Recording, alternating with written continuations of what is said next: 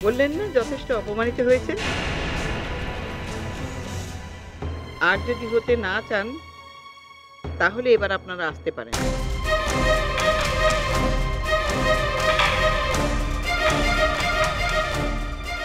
ক্ষমা করবেন আপনাদের এবং আপনাদের সুন্দরী মেয়ের সময় নষ্ট করার জন্য। আসুন।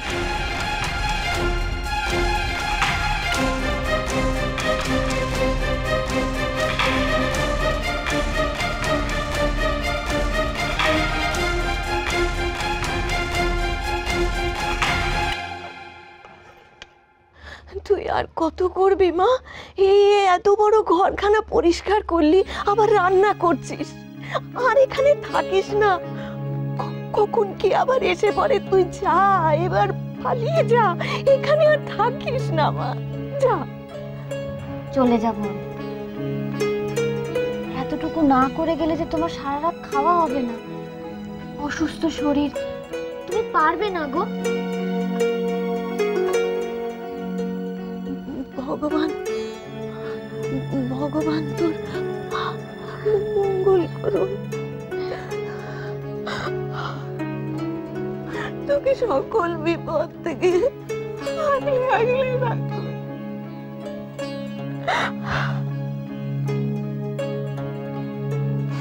তোর বাবা মায়ের কি ভাগ্যি বলতো, এমন সোনার টুকরো মেয়ে পেয়েছে।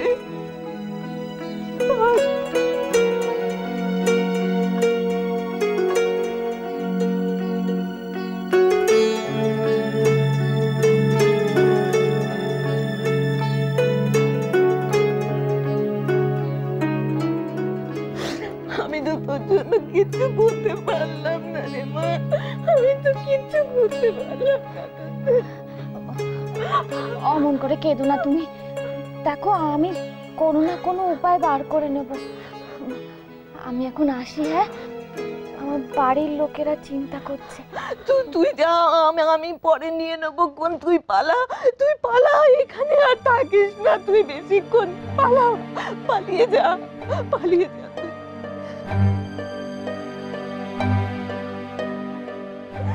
ভগবান তোর মঙ্গল করুন মা,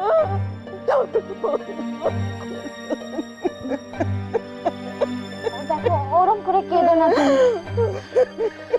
আমি না পরে একদিন লুকিয়ে তোমার কাছে আসবো। হ্যাঁ, তুমি সাবধানে থেকো, খেয়ে নিও। হ্যাঁ, মনে করে খেয়ে নিও, সাবধানে থেকো তুমি। আমি আসি। ওই চুপচাপ কেন বে? সানাই বাজাও, সানাই। হ্যালো যারা, শম্ভু এসে গেছে। বিয়ের দিন পাকা করে ফেলেছে শম্ভু।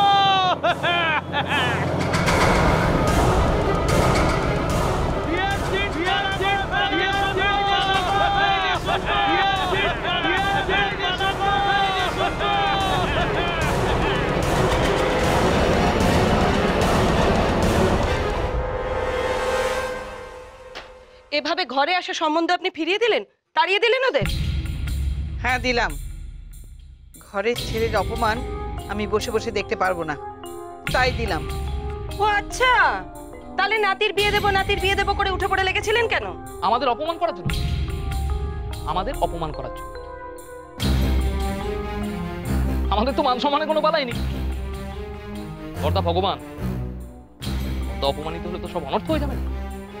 ছি ছি ছি ছি ছি ছি, বড়দের সাথে এইভাবে কথা বলিস তুই? তোর লজ্জা করে না? না, লজ্জা করে না ঠাম্মা, লজ্জা করেন। গুরুজনরা সব একচোখা হলে সেটা দিনের পর দিন সহ্য করা যায় না। বৌমা, বৌমা ওকে চুপ করতে বলো, ওকে চুপ করতে বলো। কেন মা, ও তো ভুল তো কিছু বলেনি। আপনি আমাকে আমার ছেলে ছেলের বউদের কম তো ছোট করেন না কেন বলুন তো? ওরা কি মানুষ নয় নাকি? আমরা তো সব পানের জলে ভেসে এসেছি।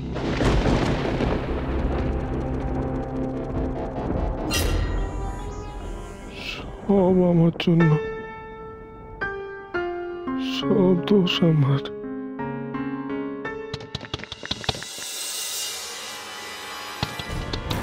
এই বুড়ি, দরজা খোল, খোল বলছি দরজা। এ বুড়ি, আজ বেলা কাল ছেলের বিয়ে, এখন পরে বেলা ঘুমাচ্ছিস নাকি? খোল বলছি দরজা। বিয়ে করবো না, বিয়ে করবো না আমি। এই না, এই বুড়ি, দরজা খোল।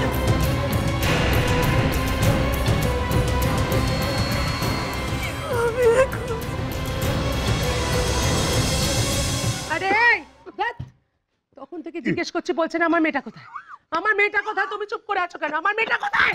বাবা চুপ করে থেকো না, আলো কোথায় বলো।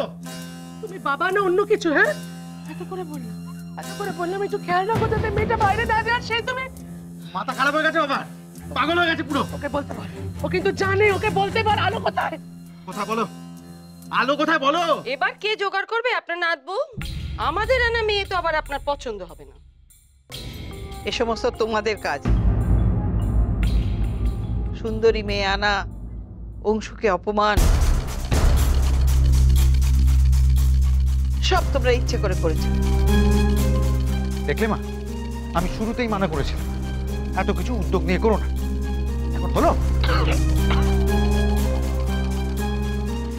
বুঝলে না, আমরাই ভালো করতে গেলাম, তারপর আমরাই খারাপ হয়ে গেলাম। পোড়া কপাল দিদি, আমাদের পোড়া কপাল, বুঝতে পারছো না?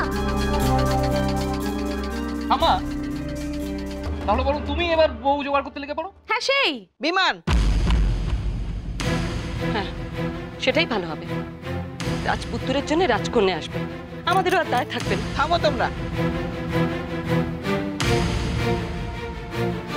দেয়ালে পিঠ ঠেকে গেছে, পিঠ ঠেকে গেছে। আপনার কথা শুনতে শুনতে, দিনের পর দিন আপনার অপমান সহ্য করতে করতে আমি ক্লান্ত। এই সংসারের জন্য আমি তো কম কিছু করি না। কোনোদিনও মুখ ফুটে আমাকে ভালো বলেছেন, খালি দোষ চাপিয়ে গেছেন। মুক্তি দিন, পারলে আমাকে মুক্তি দিন, এবার মুক্তি দিন। আমি মুক্তি চাই, মুক্তি দিন।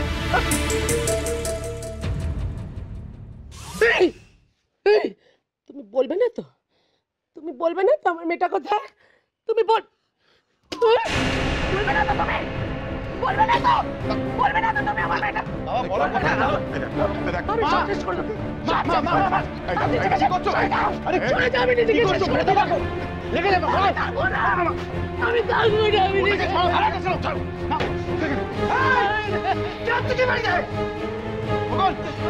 আলো নেই বাড়িতে। আমার মেয়েটা কোথায় চলে গেছে ও জানে, বলছে না, ও জানে তবু বলছে না আমার মেয়েটা কোথায় চলে গেছে, ও জানে তবু বলছে না। বাড়ির বাইরে পা রেখেছে। সম্মুদা ওইদিকে ফিরে এসেছে। হে ভগবান, মেয়েটা যেন ভালোই ভালোই ফিরে আসে। তুই লুকিয়ে পড়, লুকিয়ে পড়। এখানে কোথায় লুকাবো আমি?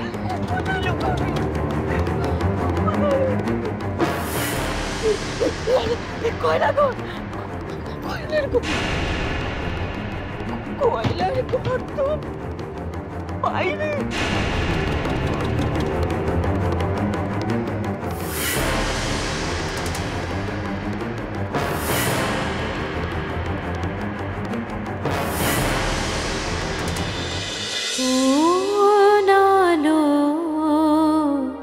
লাগলো চোখে।